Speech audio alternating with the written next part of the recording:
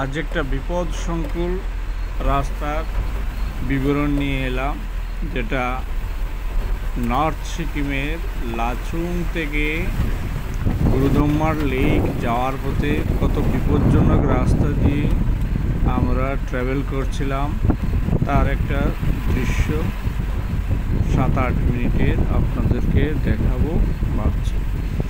এটা দেখানোর উদ্দেশ্য হচ্ছে সতর্কতা নিয়ে যাওয়ার জন্য। বিশেষভাবে সিকিম ঘুরতে গেলে বৃষ্টির সময় না যাওয়াটা খুবই ভালো, কেননা ওখানে যখন তখন ল্যান্ডস্লাইড হয় এবং রাস্তা ব্লক হয়।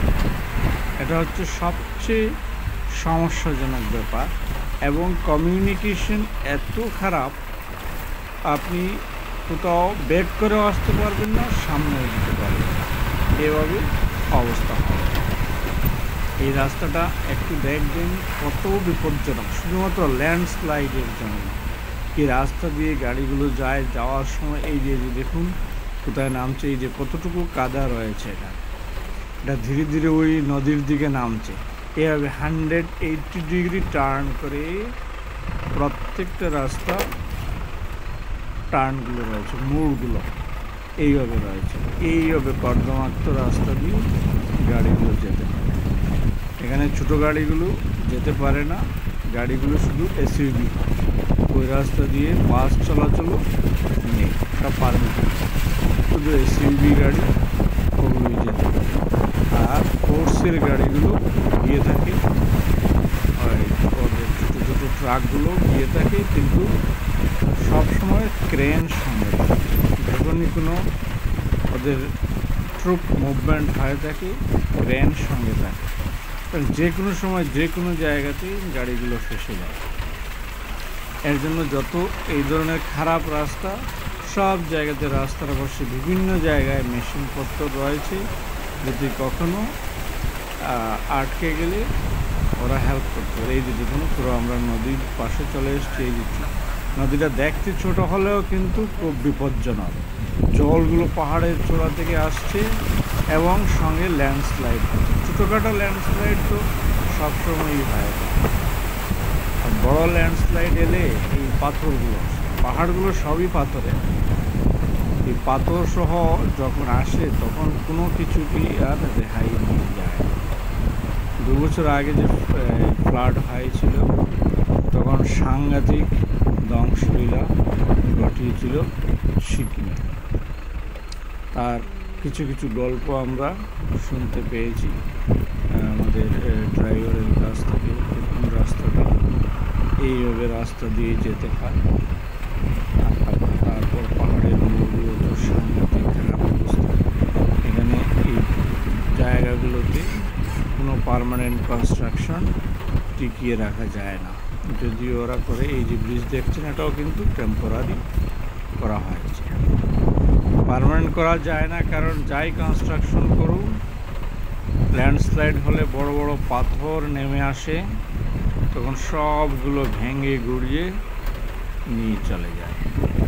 রাস্তাটা দেখুন শুধু এইভাবে আমরা এখানে হয়তো আধা ঘন্টার মতো জার্নি করেছি, প্রাণ হাতে নিয়ে জার্নি। এটাই হচ্ছে সবচেয়ে বিপজ্জনক। এটা যখন বৃষ্টি থাকে না, তখন কিন্তু রাস্তাগুলো কম্পারেটিভলি ভালো থাকে, গাড়ির চাকা স্লিপ হওয়ার চান্সটা কম থাকে, কিন্তু এখন স্লিপ হওয়ার খুব বেশি চান্স বৃষ্টি। তো ভিডিওটা করার উদ্দেশ্যই হচ্ছে এটা কত ডেঞ্জারাস রাস্তা দিয়ে যেতে হয়, শুধু এটা দেখায়। আমি আরেকটা ভিডিও করেছি, যেটা হচ্ছে মেইন তিস্তা রিভার দিয়ে অলমোস্ট জল দিয়ে যেতে হয় তিস্তা রিভার। এটা তিস্তা রিভার না, এটা একটা ট্রিবিউটারি তিস্তা রিভারের। এই ট্রিবিউটারির পাশে রাস্তাগুলো এই দেখুন, সামনে একটা পার্মানেন্ট কনস্ট্রাকশন ছিল, সিমেন্টেড কনস্ট্রাকশন, এইভাবে ভেঙে এখানে নেমে চলে এসছে। এছাড়া কোনো রাস্তাই পাবে না, এদিকে অ্যাকচুয়ালি কোনো রাস্তাই নেই, শুধু এই পাথর আর মাটিগুলোর উপর দিয়ে যে জিনিসটা ভেঙে গুড়িয়ে এখানে চলে এসছে।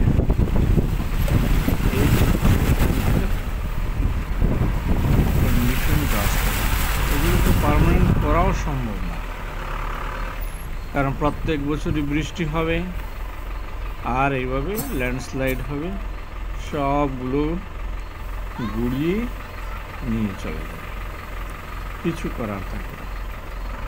তো জায়গায় জায়গায় এইভাবে মেশিনপত্র, তারপর শ্রমিকরা দিনরাত্র কাজ করে থাকে, কারণ কখনো কোথাও ফেসে গেলে ওদেরকে উদ্ধার করার জন্য বিভিন্ন মেশিনপত্র থেকে থাকে। তাছাড়া বিভিন্ন জায়গায় দেখেছি ফোর্সও রয়েছে, সেন্ট্রাল ফোর্স, ওরাও রাস্তার কাজে সম্ভবত বিআরটিএফ বা এরকম কিছু একটা হতে পারে, ওরা কাজ করে চলে থাকে। এই জায়গাগুলোতে গাড়ি থেমেও দেখার মতো নেই, কেননা আপনার সামনে পেছনে গাড়ি রয়েছে। এটা হচ্ছে আরেকটা সমস্যা, আপনি থেমে দেখবেন আর একটা গাড়ি থেকে আরেকটা গাড়ি যথেষ্ট দূরত্ব মেনটেন করেও চলতে হয়, কারণ এই কর্দমাক্ত রাস্তা এবং যখন পাহাড় চড়া হয় তখন কিন্তু খুব সাংঘাতিক 180 ডিগ্রি ঘুরে টার্ন করতে হয়। এটাই হচ্ছে একটা বিরাট সমস্যা। রাস্তাগুলো দুটো দেখার জন্যই আমার এই ভিডিওটা নিয়ে। এর সামনে আরেকটা গাড়ি রয়েছে, ওগুলো কাজ করছে।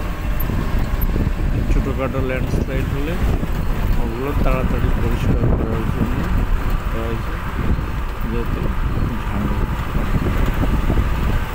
ওই রাস্তাগুলো দিয়ে কোনো পাবলিক ট্রান্সপোর্ট নেই, এসইউভি নিয়ে মেইনলি টুরিস্টরাই গিয়ে থাকে বেড়ানোর জন্য, আর হচ্ছে ফোর্স।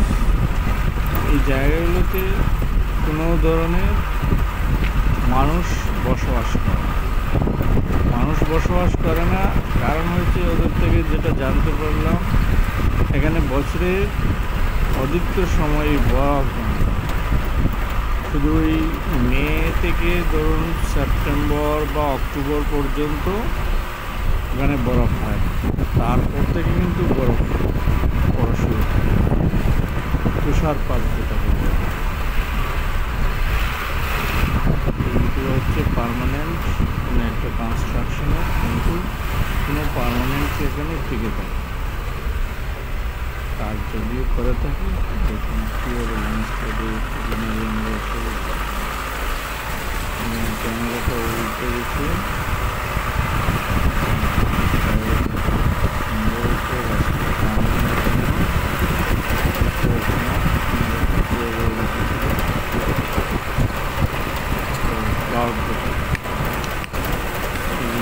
যখন তখন বৃষ্টি, কারণ বৃষ্টিগুলো কিন্তু আসতে পারে না, আমরা তো সাংঘাতিক বৃষ্টি পেয়েছি। আমি একটু রিসার্চ করেছিলাম যে মে পর্যন্ত নাকি বৃষ্টি, কিন্তু গিয়ে যে অভিজ্ঞতা হলো ডেঞ্জারাস। আমরা অ্যাকচুয়ালি লাচুং থেকে লাচেন যাওয়ার পথে